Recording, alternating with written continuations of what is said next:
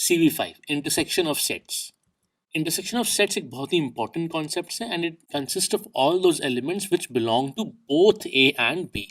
The symbol inverted U is used to denote intersection. So इस symbol का इस्तेमाल करके हम लिखते हैं we write A intersection B X such that X belongs to A and X belongs to B. आपको याद होगा हमने यूनियन में और का इस्तेमाल किया था, यहाँ पे हमने एंड का इस्तेमाल किया है, मतलब कि X belongs to A भी सच होना चाहिए, X belongs to B भी सच होना चाहिए। वेन डायग्राम से हम इसको ऐसे दिखाते हैं, जो दो सेट्स का कॉमन पार्ट है वो होता है A इंटरसेक्शन B। आपने एग्जांपल्स में देखा था कॉमन पार्ट में वो एलिमेंट्स लाया करते हैं जो कि A में भी हों और B में भी हों। एग्जाम्पल A अगर 1 2 3 4 5 है, B 1 3 5 9 है, तो A इंटरसेक्शन B हो गया 1 3 5।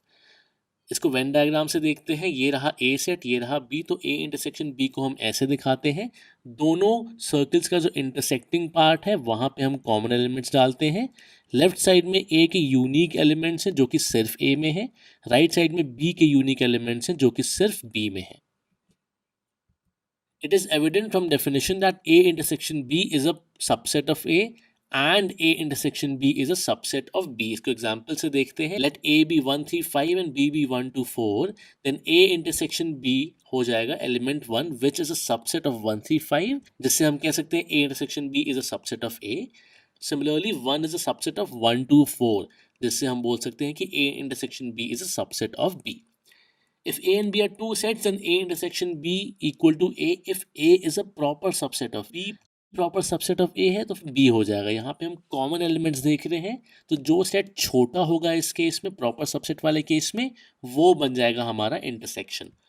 एग्जाम्पल देखते हैं, A 1 3 है, B 1 2 3 4 है, देन A इंटरसेक्शन B हो गया 1 और 3। अब यहाँ पे A is a proper subset of B है, तो हम देख सकते हैं इंटरसेक्शन भी A के बराबर ही आ रहा है। और हमने देखा ही था कि 1, 3 is a subset of 1 2 3 4, मतलब A is a proper subset of B. If A and B are two sets such that A intersection B equal to phi या फिर null set, then A and B are called disjoint sets. मतलब कि null set मतलब कि इनमें कोई भी element common नहीं है। अगर कोई भी एलिमेंट कॉमन नहीं है तो वो disjoint sets कहलाते हैं। Let A be 2 4 6 8, B be 1 3 5 7. हम इंटरसेक्शन निकालेंगे तो null set आएगा because there are no common elements and hence A and B are called disjoint sets. इनको हम वेन डायग्राम से ऐसे दिखाते हैं, दो वेन डायग्राम्स बने हैं, उसमें कोई भी एरिया कॉमन नहीं है, मतलब कोई भी एलिमेंट कॉमन नहीं है। आइए इंटरसेक्शन की कुछ प्रॉपर्टीज देखते हैं। A intersection B is equal to B intersection A, जैसे कि यूनियन के केस में था, इसको कम्यूटेटिव लॉ बोलते हैं। A intersection B gives us common elements between A and B, and this gives us between B and A, which is the same thing.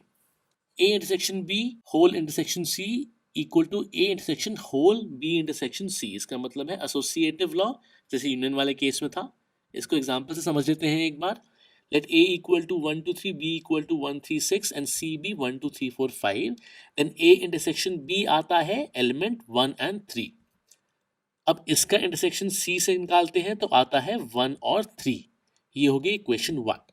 Similarly B intersection C देखते हैं तो आएगा element 1 और 3, and इसका intersection निकालते हैं जब A से तो आता है 1 2 3 का intersection with 1 3 which is again element 1 and 3। तो आप देख सकते हैं यहाँ पे ये दोनों वैल्यूज सेम आई हैं, तो comparing equation 1 and 2 we can say that both are the same. तो ये प्रूफ हो गया एसोसिएटिव लॉ का।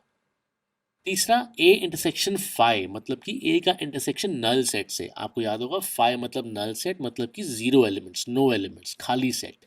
तो उसका इंटरसेक्शन A से निकालेंगे तो वो भी नल सेट आएगा, क्योंकि नल सेट में तो कोई एलिमेंट है ही नहीं।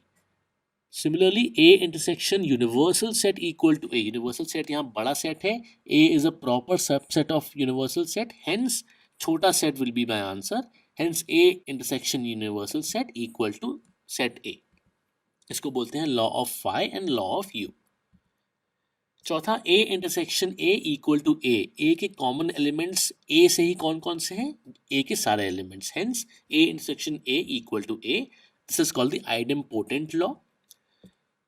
पांचवा A intersection B union C is equal to A intersection B union A intersection C। यहाँ पे आप देख सकते हैं इंटरसेक्शन साइन यूनियन के रहते दोनों पे डिस्ट्रीब्यूट हो गया है, तो इसको बोलते हैं डिस्ट्रीब्यूटिव लॉ, मतलब कि intersection distributes over U. Example से समझते हैं इसको। Let A be 1 2 3, B be 1 3 6 and C be 1 2 3 4 5। अब बी यूनियन सी पहले मैं निकालता हूँ इस इक्वेशन की लेफ्ट हैंड साइड निकालने के लिए। तो बी यूनियन सी आता है मेरे पास 1 2 3 4 5 6। अब मैं इसका इंटरसेक्शन निकालता हूँ सेट ए के साथ। तो 1 2 3 का इंटरसेक्शन विद 1 2 3 4 5 6, तो वो आता है 1 2 3। ये हो गई हमारी इक्वेशन नंबर 1। अब मैं राइट हैंड साइड निकालता हूँ इक्वेशन को। तो पहले मैं ए इंटरसेक्शन बी निकालूंगा। तो वो आता है 1 2 3 इंटरसेक्शन 1 3 6, जो कि है 1 और 3। देन ए इंटरसेक्शन सी निकालूंगा, जो कि आएगा 1 2 और 3। नाउ इन दोनों का मुझे यूनियन निकालना है टू गेट माई आंसर। तो मैं यूनियन करूंगा।